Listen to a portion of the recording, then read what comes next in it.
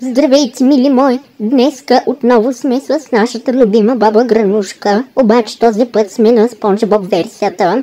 Тук да проверим в кенефа, че може да излезне от всеки ъгъл на тая къща. Сега ще я призовем и ето я нашата любима баба, която се е обезобразила и е много бърза, пък съм я направила на нормал. Оле, как може си толкова просто да не може си приместиш дебелия задник малко в страни. Така че сама не може да се оправиш. По-полека му, ще си щупиш някой крайник. Нямам пари за пирогов. Като изтребител си. Я да видим как е положението при трабанчето. Ужас, цялото на Спонж Боб. Тая къде отиде, бе? Загубихме баба ни. Самичко ли ме остави? Ето я. Толкова си кьорва, ма тук съм. И си изсрала цикъла и си го е забрала да си го изчисти. Тук сега ще я призовем, ще я пракнем, ще я дразним. И като ме видя веднага стана бърза.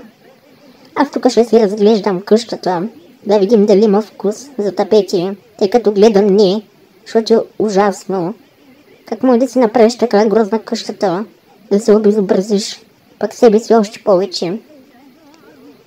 Я тук да видим. Ужас. Че нито липсва, ще призовем пак нашата баба Гранушка, любимата ни. Ето и да го метнем тук пръчката, да се го завре в газа.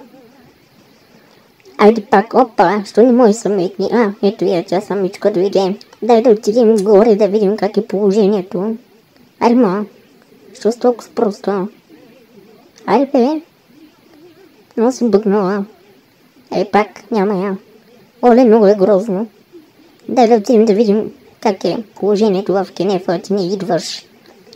Да. Тук поне побива. Не.